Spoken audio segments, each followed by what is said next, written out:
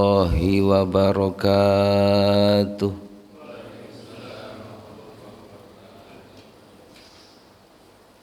Alhamdulillahi rabbil alamin alladzi an'ama alaina bi ni'matil iman wal islam. Asyhadu an la ilaha illallah wa asyhadu anna Muhammadar Rasulullah. Allahumma salli wa sallim ala sayyidina Muhammad wa ala alihi wa sahbihi ajma'in. Qala Allah Ta'ala fi kitabihil karim. Bismillahirrahmanirrahim. Ya ayyuhalladzina amanu lima taquluna ma la taf'alun kabura maqtan 'indallahi an taqulu ma la taf'alun. Wa qala ta'ala aidan fi ayatil ukhra wa ma uridu an ukhalifakum ila ma anhaakum anhu. Wa qala an-nabi sallallahu alaihi wasallam kuntu umuru bil ma'ruf wa la atih wa anha 'anil munkar wa atih kama qala Rasulullah fi hadis. Ketua DKM yang saya muliakan, Bapak Ustadz Hanif, semoga beliau diberikan kesehatan oleh Allah Subhanahu wa taala, diberikan berkah umurnya, kesehatannya, keluarganya dan rezekinya. Juga para orang tua yang hadir, para sesepuh, tokoh masyarakat, para alim ulama, para asatidz, para hujaj yang sama-sama insyaallah selalu istiqomah memperjuangkan agama Allah Subhanahu wa taala. Semoga kita selalu dalam pertolongan Allah Subhanahu wa taala fid din wa dunya wal akhirah. Jamaah yang dimuliakan oleh Allah, alhamdulillah bersyukur Allah Subhanahu wa taala takdirkan di pagi ini kita sama-sama salat subuh berjamaah dalam keadaan sehat wal afiah. Dalam keadaan kita diberikan kemampuan untuk beraktivitas di pagi ini. Setelah kita menikmati tidur, karena tidur itu adalah istirahat tubuh, istirahat badan, supaya jasadiah kita ini fresh. Ya, orang kalau susah tidur, nggak bisa tidur, lemes dan berpengaruh untuk aktivitas ya dalam kehidupan kita. Bekerja juga akan ya berpengaruh. Ya, termasuk ala kulli hal dalam segala sesuatu. Maka nikmat tidur itu perlu kita syukuri. Karena banyak saudara kita yang susah untuk tidur, Pak. Ya, orang sudah ya ketergantungan dengan obat, mau tidur mesti dia mengkonsumsi obat tidurnya. Karena sudah ketergantungan dan sudah terbiasa. Dan memang ada suatu hal pada dirinya sehingga harus mengkonsumsi pil tidur sebelum tidur. Bisa kita bayangkan berapa uang yang dia persiapkan untuk menikmati tidur, ya. Tapi kita alhamdulillah gratis dari Allah Subhanahu wa taala, di awal dengan bismikallahumma ahya bismika amut, dengan menyebut nama Allah ya aku hidup, dan dengan menyebut nama Allah aku mati. Jadi tidur itu mati sesaat, lalu rezekinya masih ada kita nih. Maka orang yang masih ada jaminan rezeki dikembalikan lagi oleh Allah Subhanahu wa taala untuk menikmati daripada nikmat hidupnya. Makanya alhamdulillahilladzi ahyana ba'dama amatana wa ilaihin nusyur.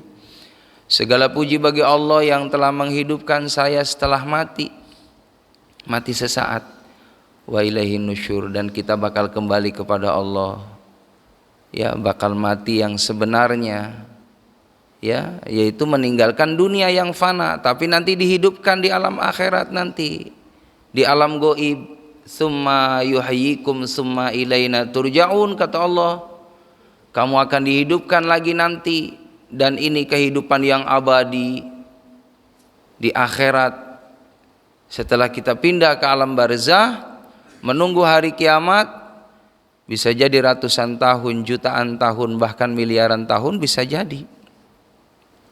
Jamaah rahimakumullah, menurut penelitian ya ilmuwan wallahu alam bissawab bahwa kiamat itu kurang lebih 18 miliar. Ini sudah 16 miliar hadirin. Tinggal 2 miliar lagi. Ya, jadi udah tua ini bumi ini, dunia ini udah tua. Makanya jamaah rahimakumullah, yang perlu kita waspadai ada namanya kiamat sugro, yaitu al-maut.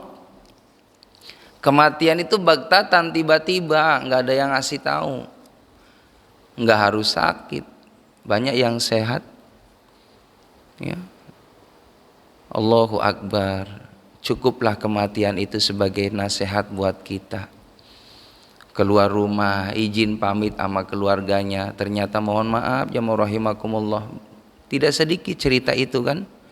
Pulang-pulang dihabarin keluarganya, jangan kaget bunda, ya betulkah ini istrinya si Fulan? Emang kenapa? Bapak sudah ada di rumah sakit.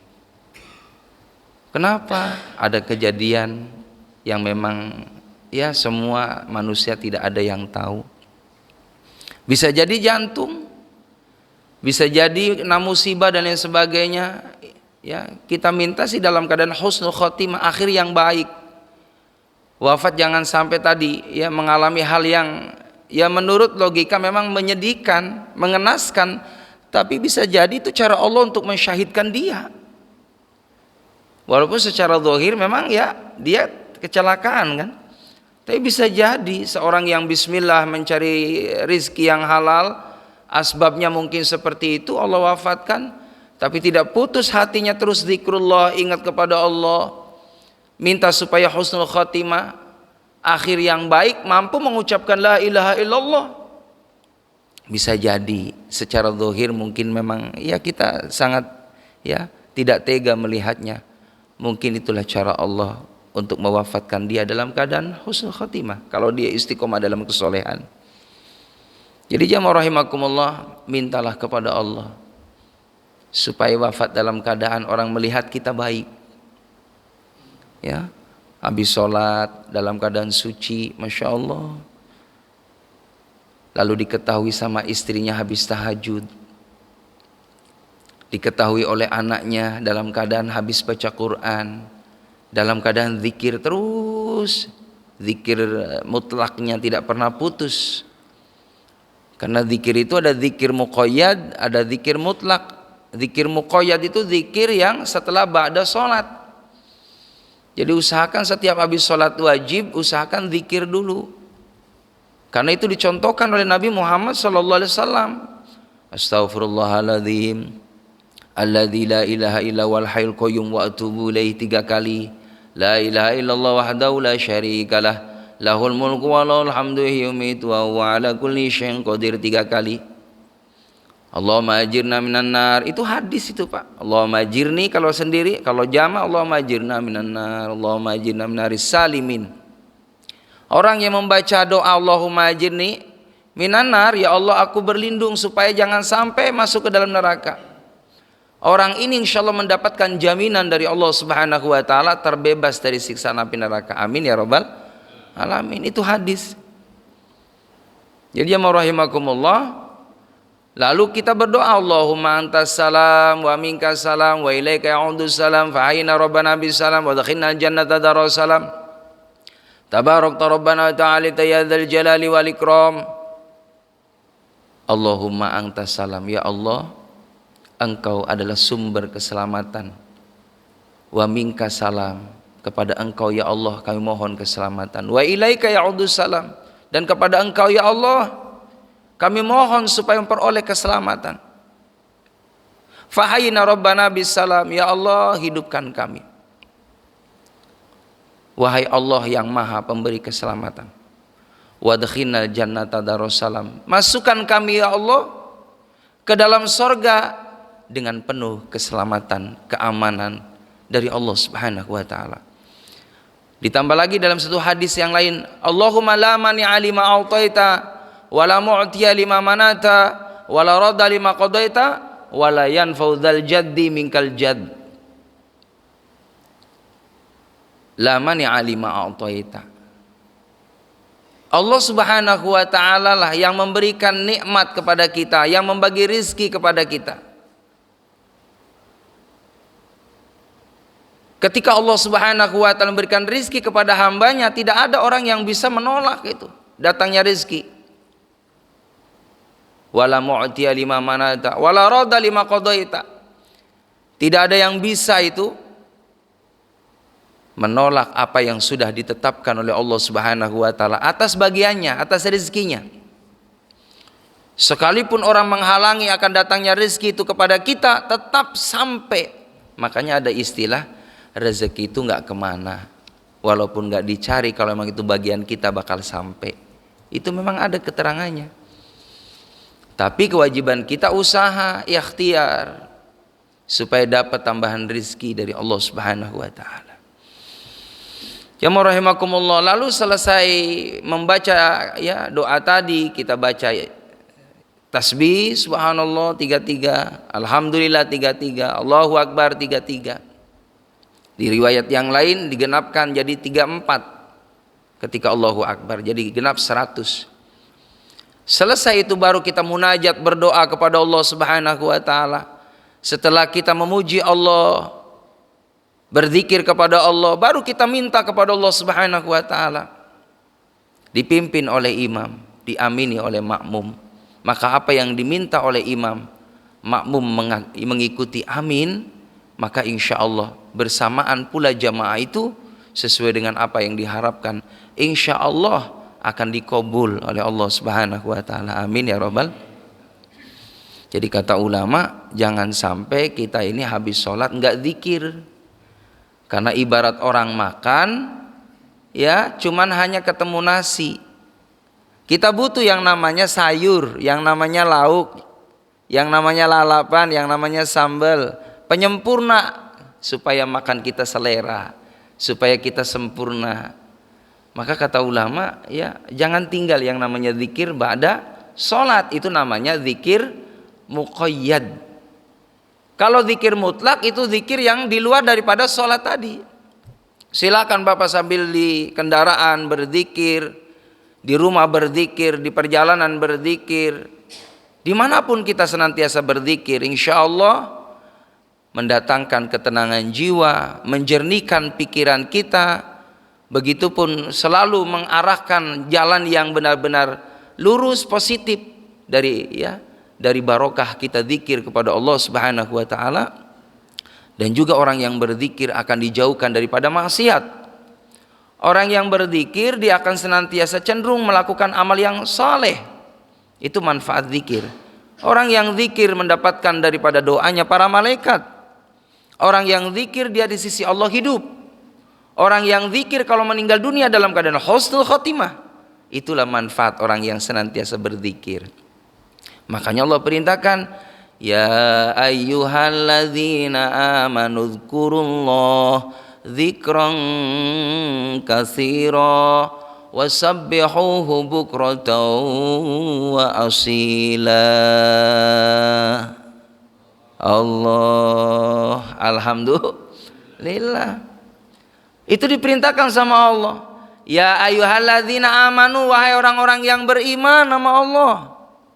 Zikirlah kamu, ingatlah kamu kepada Allah dengan sebanyak-banyak zikir, zikron katsira, yang banyak, jadi enggak dihitung, sebanyak-banyak. Wasabihu bukrata wa asila, pujilah Allah, sucikanlah Allah, baik petang ataupun pagi. Jadi orang yang selalu bertasbih memuji Allah, membaca kalimat thayyibah, insya Allah dia hidupnya akan senantiasa mendapatkan perhatian dari Allah Subhanahu wa ta'ala. Allahumma salli ala Sayyidina Muhammad. Mudah-mudahan kita insya Allah termasuk umat Nabi Muhammad yang diberikan kemampuan oleh Allah. Sebagaimana beliau Nabi Muhammad jamaah rahimakumullah, hamba Allah yang ahli zikir, hamba Allah yang ahli ibadah. Nah kita ini jamaah rahimakumullah yang tidak ada jaminan surga dari Allah kalau tidak melakukan amal kebaikan. Nabi sendiri beliau adalah manusia yang maksum, yang dijamin oleh Allah masuk surga. Begitupun para sahabat yang hidup dengan baginda Nabi Muhammad yang mendapatkan jaminan masuk surga. Semua para sahabat pun mengikuti Nabi Muhammad dalam kesolehannya, dalam meningkatkan kualitas kesolehan ketaatannya kepada Allah. Jamaah rahimakumullah. Ya, di antaranya perbanyaklah kita bersolawat kepada Nabi. Jadi orang yang bersolawat itu, jamaah rahimakumullah, Allah mencurahkan rahmatnya ini tidak terhitung banyaknya. Allah Subhanahu wa ta'ala menciptakan satu malaikat, yang malaikat ini punya sayap 1 juta sayap. Dan malaikat ini, jamaah rahimakumullah, bisa menghitung daripada jatuhnya air hujan dari langit. Bisa mendeteksi, Pak. Jadi hujan yang turun dari langit ke bumi itu bisa dihitung oleh malaikat tadi yang punya sayap 1 juta sayap. Maka jamaah rahimakumullah, malaikat tadi ketika ditanya, mampu kamu menghitung bilangan air hujan yang turun dari langit? Mampu. Tapi ada, kata malaikat ini nih yang punya sayap 1 juta, ada yang aku tidak mampu menghitung daripada kasih sayang Allah Subhanahu wa ta'ala, rahmatnya Allah curahkan, yaitu kepada umat Nabi Muhammad yang membaca sholawat kepada Nabi Muhammad sallallahu alaihi wasallam. Jadi orang yang bersolawat kepada Nabi Muhammad itu tidak mampu dihitung oleh malaikat yang punya sayap 1 juta tadi, karena begitu banyaknya rahmat Allah curahkan kepada orang tadi. Saking banyaknya malaikat tadi tidak mampu menghitung rahmatnya Allah, kebaikan Allah buat orang yang bersolawat tadi. Makanya kita ini termasuk umat Nabi Muhammad yang istimewa. Saking istimewanya, jamaah rahimakumullah, dalam suatu peristiwa Isra Mi'raj, malaikat Jibril alaihissalam beliau minta izin sama Allah. Kata malaikat Jibril, ya Allah, izinkan aku untuk ke Jannatul Ma'wa, untuk mengunjungi surpai. Maka jemaah rahimakumullah, malaikat Jibril punya sayap itu 600, 300 kanan, 300 kiri dalam satu riwayat. Dan apabila jemaah rahimakumullah, malaikat itu mengepakkan sayapnya, membuka sayapnya, maka bumi ini tertutup dengan sayapnya malaikat Jibril alaihissalam. Maka malaikat Jibril alaihissalam terbang itu ke Jannatul Ma'wa. Apa yang terjadi jamaah rahimakumullah? Sampai dalam perjalanan terus tidak sampai-sampai, Pak. Setengah perjalanan juga masih jauh belum sampai. Maka malaikat Jibril bilang sama Allah, ya Allah, apakah masih jauh perjalanan Jannatul Ma'wa? Masih jauh ya Jibril. Kalau seandainya sayapmu yang 600 ini aku tambah 2 kali lipat pun, kamu tidak akan sampai ke Jannatul Ma'wa. Itulah sorga buat umat Nabi Muhammad SAW yang cinta kepada Nabi Muhammad. Makanya kita ini umat yang istimewa. Dalam satu riwayat yang rahimakumullah, sorga tidak akan dibuka kecuali Nabi Muhammad lebih awal masuk ke sorga, dan umatnya ngikuti Nabi Muhammad lebih awal juga masuk surga. Kaum-kaum dahulu nanti belakangan. Cuman yang gak enaknya nih riwayat ini, kalau masuk sorga ya duluan, kalau masuk neraka juga duluan, Pak. Yang gak enaknya di situ. Jadi orang-orang dulu nih belum masuk neraka, umatnya nih Muhammad juga nih lebih dulu nyemplung ke neraka bagi orang yang berbuat dosa dan maksiat kepada Allah. Tapi bagi orang yang baik, bagi orang yang saleh, insya Allah, kan kita nih perjalanan panjang hadirin. Jauh kita nih Pak, di dunia ini sebentar, 70, 80, bahkan kalau udah 100 tahun Pak udah banyak keluhan kita ini. Udah pada capek badan, Pak. Makanya jangan kaget juga kalau ada orang tua usia 110, 120. Ya Allah, Daripada begini masih mending mati aja ya. Iya kan? Karena emang saking capeknya penyakit udah numpuk hadirin. Mata udah nggak bisa jelas lagi, pendengaran udah nggak jelas lagi, makanan juga udah banyak yang dipantang, tidur susah. Saya ketemu sama orang tua yang udah usia 90. Saya, Ustadz, nggak seperti dulu tidur. Kalau malam susah banget tidur. Makanya daripada saya nggak bisa tidur, masih mending saya habisin baca Quran dan zikir sama Allah. Itu orang tua, Pak. Jadi makanya Rasulullah sampaikan, khairul umur awsatuha, perkara yang baik yang sedang. Muda banget jangan, tua banget ketuaan jangan, yang sedang aja. Ya sampai sekitar 90 lah, sedang ya 90 ya. Pada KM ya. Ya sedang lah 90 mah ya. Iya. 90 lah ya. Ya 100 juga boleh asal sehat. Ya. Tapi jarang, Pak. Jarang. Tadi pagi saya ketemu sama supir Grab, Pak. Ini juga ilmu buat kita. Nasihat buat kita. Saya kaget juga, Pak, ketika beliau cerita. Saya kan kalau ngobrol di mobil sama orang yang gak kenal pun tetap bicara agama. Kata saya, Pak, hidup ini kalau pengen tenang syukur, kata saya. Orang syukur itu jauh dari penyakit. Orang banyak penyakit itu kenapa? Karena kurang syukur sama Allah. Banyak protes sama Allah. Tidak melihat ke bawah orang yang lebih susah dari kita. Banyak ngeluh melulu. Padahal di sisi lain banyak nikmat yang subhanallah ini tidak bisa dinilai dengan materi. Buat apa kita uang banyak tapi sakit-sakitan dulu, Pak, habis. Buat apa uang banyak, badan sehat tapi nggak ibadah, sama juga nggak berkah. Biarin rezeki sedikit tapi berkah ibadah nggak tinggal. Syukur-syukur banyak duit, ibadahnya kenceng, Allahu Akbar. Ini sukses nih. Dunia akhirat dikasih sama Allah, ketenangan lahir batin dari Allah. Dia cerita, iya sih Ustadz, alhamdulillah. Saya minta sama Allah biar dikasih sabar, Ustadz. Biar dikasih syukur sama Allah. Emang kenapa, Pak? Alhamdulillah, Pak Ustadz, saya diuji sama Allah. Saya ini dulu orang mampu, orang kaya. Sekarang nge-Grab baru sebulan, Pak Ustadz. Wallahu alam bisawab, dia pengusaha hadirin. Dia punya kontrakan 5 pintu, Pak. Itu dijual, Pak. Karena kehidupan. Bangkrut usahanya. Belum lama 2 tahun ini ya, berarti mungkin kaitannya dengan Covid. Mobil saya 4, Pak Ustadz. 3-tiganya saya jual. Karena nutupin modal. Tinggal 1. Itu pun mobil Masya Allah yang saya naikin Grab itu, mohon maaf sudah darurat hadirin. Dulu saya orang kaya, Pak Ustadz. Anak saya sekolahin ke luar negeri. Karena kondisi seperti ini, anak saya suruh pulang ke tanah air. Alhamdulillah kebetulan memang udah selesai, Pak Ustadz. Sekarang kerja anak saya yang pertama.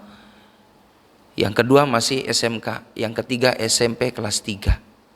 Sekarang saya nge-Grab, Pak Ustadz. Pak Ustadz lihat. Paling sehari saya dapat 50-60, Pak Ustadz, receh. Yang dulu saya pegang duit ratusan juta, Pak Ustadz. Saya ngalamin sempat sakit, Pak Ustadz. Tapi saya tetap minta sama Allah biar sehat ya Allah. Biarin harta saya nggak ada, yang penting saya sehat ya Allah. Anak saya butuh biaya ya Allah. Dan saya Masya Allah, Allah takdirkan punya penyakit gula, Pak Ustadz. Kata dia. Saya mesti berobat kemana-mana dalam kondisi seperti ini. Ketemu sama seseorang. Itulah cara Allah untuk memberikan kesembuhan kepada seseorang. Dia cerita pengalamannya, kalau punya penyakit gula, terus bapak pinggangnya sakit katanya, Pak. Kalau malam susah tidur, jangan tidur pakai alas. Coba beberapa hari bapak tidur di ubin aja, karena pinggangnya sakit banget, Pak. Saya coba, Pak Ustadz, alhamdulillah sebulan ini saya nggak terasa sakit. Itulah diantaranya obat dari Allah Subhanahu Wa Taala. Sebulan ini saya bawa Grab, ya cukuplah alhamdulillah buat makan, buat mungkin biaya hidup sekolah anak saya mudah-mudahan cukup. Itu cerita hadirin, nasihat buat kita, bahwa kita ini Masya Allah dalam kehidupan rahasia Allah. Gak ada yang tahu hadirin. Allah yang mampu segalanya membolak-balikan cerita hidup dari yang tidak enak menjadi enak, dari yang gagal menjadi sukses, dari yang tidak punya jadi kaya, dari miskin jadi kaya. Begitupun sebaliknya, Allah mampu menjadikan seseorang yang tadinya sukses jadi gagal, yang tadinya kuat menjadi lemah, yang tadinya kaya raya subhanallah menjadi miskin. Hadirin, itu semua skenario Allah Subhanahu wa taala. Dan hikmahnya apa Pak Ustadz? Sekarang setelah saya kondisi seperti ini, alhamdulillah, ibadah nggak pernah tinggal. Ketika saya bawa penumpang, masuk waktu sholat, saya mampir ke rumah Allah, saya doa kepada Allah, saya zikir kepada Allah, dan alhamdulillah ketenangan jiwa itu saya dapat Pak Ustadz. Jadi jamaah rahimakumullah, makanya saya katakan pada Bapak tadi, ayat yang sering mungkin Bapak dengar, fabi ayyi ala'i rabbikuma tukadziban, dari nikmat Tuhan mana lagi yang kamu dustakan. Bapak alhamdulillah masih diberikan sehat oleh Allah. Bagaimana kalau seandainya hartanya diambil sama Allah, kita pun diuji dalam kondisi sakit yang sulit untuk mendapatkan obat. Betul juga Pak Ustadz katanya, alhamdulillah saya masih bersyukur kepada Allah. Jadi jamaah yang dimuliakan oleh Allah Subhanahu wa taala, kunci dalam hidup ini sebagaimana Nabi mengajarkan dalam doanya, Allahumma ja'alni syakura wa ja'alni sabura wa fi aini shaghira fi ayunin nasi kabira. Ya Allah, jadikan aku menjadi hambamu yang senantiasa sabar, syukur, begitupun menganggap kecil di pandanganku sesuatu yang mungkin dia miliki itu banyak, tapi ya Allah jangan sampai dari banyaknya nikmat ini sehingga aku lupa kepadamu ya Allah. Biarkan cukup orang lain melihatku dalam kondisi cukup dan aku tidak bangga diri dengan kecukupanku ini. Jamaah yang dimuliakan oleh Allah Subhanahu wa taala, maka tidak ada cara bagaimana supaya kita ini tetap istiqomah dalam ibadah kepada Allah, dalam syukur kepada Allah, dalam sabar kepada Allah, dalam tawakal kepada Allah. Caranya adalah banyak berdoa, meminta kepada Allah. Jamaah yang dimuliakan oleh Allah Subhanahu wa taala, sebagaimana makna daripada doa, wa husni ibadatik juga maknanya adalah bagaimana husnul niyah, husnul amal, dan husni ibadah. Jadi 3 makna daripada wa husni ibadatik. Ya Allah, berikan kemampuan untuk berzikir kepadamu, mensyukuri nikmatmu, juga memperbaiki amal ibadahku di hadapanmu. Maka kata ulama dalam tafsir, bagaimana kita senantiasa husni niat agar ibadah kita ini semakin baik. Ikhlaskan kita dalam beribadah kepada Allah, jangan pamrih kepada siapapun, karena memang kita ini jamaah rahimakumullah yang kita harapkan hanya ridhonya Allah, perhatian dari Allah. Karena Nabi sudah ngajarin sama kita, baca nih doa, usahakan paling tidak pada waktu subuh, raditu billahi robba wa bil islami dina wa bi muhammadin nabiyya wa rasula wa bil qur'ani imama wa hukma, raditu billahi robba, aku ridho ya Allah, engkau adalah Tuhanku. Ridho ya Allah, karena aku ridho kepadamu ya Allah, engkau sebagai Tuhanku, maka kita pun senantiasa manut, taat, patuh terhadap aturan Allah Subhanahu wa taala sebagai Rabb kita. Enggak ada tawar-menawar untuk Allah. Kita ibadah alhamdulillah. Waktu sholat kita sholat, waktu nyari rezeki kita nyari rezeki. Waktu kita kumpul dengan keluarga, senang-senang dengan keluarga.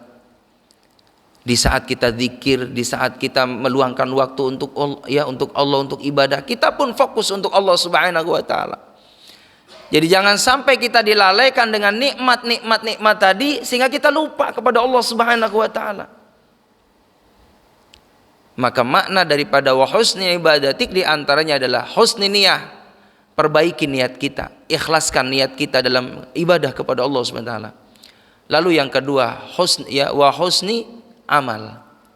Perbaiki amal kita ini dengan apa? Mencontoh Nabi Muhammad SAW. Sebab kalau kita ibadah tidak didasari mengikuti contoh Nabi Muhammad adalah sangat sia-sia. Jadi semua ada ilmunya, ya, ada panduannya dalam ibadah. Salat seperti salatnya Nabi Muhammad, puasa seperti puasanya Nabi Muhammad. Ya, begitupun rangkaian-rangkaian zikir, amal ibadah yang lainnya, ikuti contoh Nabi Muhammad sallallahu alaihi wasallam. Tidak semau kita, sekehendak kita. Sebab nanti ya tidak dinilai oleh Allah Subhanahu wa taala perbuatan kita, pekerjaan amal kebaikan kita kalau tidak sesuai dengan contoh Nabi kita Muhammad sallallahu alaihi wasallam. Lalu yang ketiga, wa husni ibadah. Memperbaiki ibadah kita yang tadinya mungkin kurang baik, sekarang kita jamaah rahimakumullah diperbaiki ibadah kita kepada Allah Subhanahu wa taala. Dari yang mungkin kita waktu sholat hanya sekedar baca, ya, hafal doa-doa dalam sholat, tapi kita mulai meningkat, hafal makna-makna yang kita baca.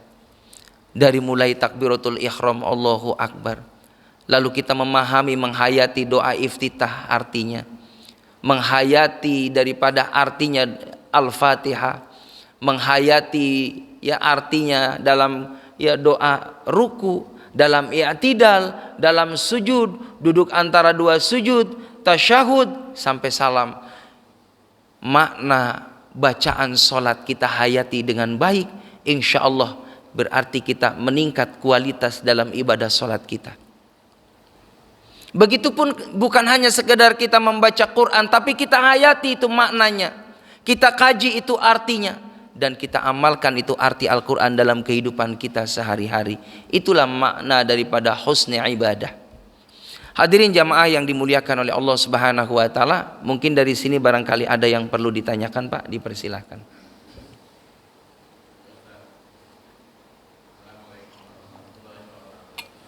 Assalamualaikum warahmatullahi wabarakatuh.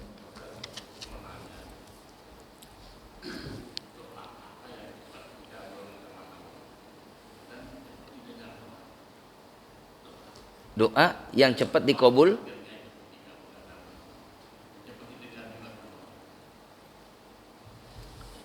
Doa yang cepat dikabul oleh Allah Subhanahu wa taala tadi ngikutin panduan doa yang dicontohkan Nabi Muhammad. Di antaranya bagaimana ketika kita berdoa dalam keadaan suci, dalam keadaan kita menutup aurat, dalam keadaan kita diawali dengan kalau bisa, kalau kita ada hajat, lakukan dulu sholat hajat 2 rakaat dalam keadaan suci. Lalu kita jamaah rahimakumullah membaca doa-doa yang dicontohkan oleh Nabi Muhammad yang afdol bahasa Arab. Cuman susah Ustadz pakai bahasa Arab, pakai bahasa kita aja bisa nggak boleh. Tapi kalau bicara afdol bagaimana kita berdoa, doa yang dicontohkan Nabi Muhammad boleh kita baca. Di antaranya pertama, ya, bersolawat dulu kepada Rasulullah. Allahumma salli wa sallim ala Muhammadin fil awwalin wal akhirin wa sallim wa radiyallahu tabaraka wa ta'ala an kulli sahabat Rasulullah ajma'in. Alhamdulillahi rabbil alamin. Setelah bersolawat lalu puji Allah. Kalimat tahmid dalam doa ini merupakan syarat supaya doa kita dikabul oleh Allah. Alhamdulillah rabbil alamin. Baru hamda yuafi ni'amahu wa yukafi mazidah. Muji Allah dulu. Hamda yu'afi ni'amahu wa yukafi'u mazidah. Ya Rabbana lakal hamdu wa lakal syukru wa lakal mulku wa lakal ridha kama yanbaghi li jalali wajhikal karim wa 'azimi sultanik. Baru kita minta rangkaian doa apa yang kita minta. Salamatan fid din, wafiatan fil jasad, ziyadatan fil ilmi. Ini hadis-hadis ini yang apabila kita berdoa rangkaian ini dicontohkan oleh Nabi Muhammad, itulah yang afdol daripada bahasa Indonesia. Tapi kalau memang kita bahasa Arabnya kurang begitu paham, boleh pakai bahasa kita. Allahumma shalli ala Muhammad wa ala ali Muhammad. Alhamdulillahi rabbil alamin. Ya Allah, berikan berkah umur saya, rezeki saya, kesehatan saya, berkah keluarga saya, berkah amal ibadah saya. Wafatkan saya dalam keadaan husnul khotimah. Cukupkan rezeki saya yang halal ya Allah. Boleh. Begitu ya Pak? Itu syarat supaya doa dikabul oleh Allah. Terus yakin dengan doa kita. Jangan ragu, ini diterima enggak ya doa saya? Enggak bakal diterima. Inna indadhani abdi bi. Syarat doa supaya dikabul adalah kita husnudzon kepada Allah. baik sangka bahwa doa kita dikabul oleh Allah. Lalu bagaimana supaya doa kita dikabul? Setelah minta kepada Allah, jangan berbuat maksiat, karena maksiat itu ada kaitannya penghambat rezeki dan penghambat doa kita diangkat oleh Allah. Begitu. Jadi kalau ada orang doa susah juga didengar oleh Allah, selalu banyak hambatan, bisa jadi karena kita ini dalam berdoa dicampur adukan dengan maksiat kepada Allah. Gitu ya Pak ya. Baik, ada lagi hadirin? Sedikit lagi. Tadi cerita bahwa perjalanan kita masih panjang. Belum nanti masuk ke alam barzah, menunggu hari kiamat. Bisa jadi ratusan tahun, jutaan tahun, miliaran tahun, bisa jadi kita nggak tahu. Lalu apa yang perlu kita persiapkan hadirin jamaah rahimakumullah? Ternyata kuncinya supaya kita selamat di alam gaib nanti di sana, di alam akhirat nanti di sana, kuncinya jaga sholat. Baik sholat fardu ataupun sholat sunnah. Karena orang yang sholat dapat jaminan dari Nabi Muhammad SAW. Yang pertama adalah zayyinul wajhi. Orang yang jaga sholat itu wajahnya penuh dengan ceria hadirin. Wajahnya itu nggak pernah pesimis, optimis saja, enak dilihatnya, ya, seger gitu. Beda Pak sama orang yang orang tarikus sholat. Orang yang ninggalin sholat itu karena nggak ada air wudhu yang nempel di wajah, di tangan. Itu mukanya juga mohon maaf, dia apa ya, besem gitu, nggak cerah. Ini kayak bapak nih adem wajahnya, cerah-cerah semua, amin. Ya Rabbal, ya wajah-wajah kelihatan banyak duit semuanya, amin. Iya cerah Pak, beda.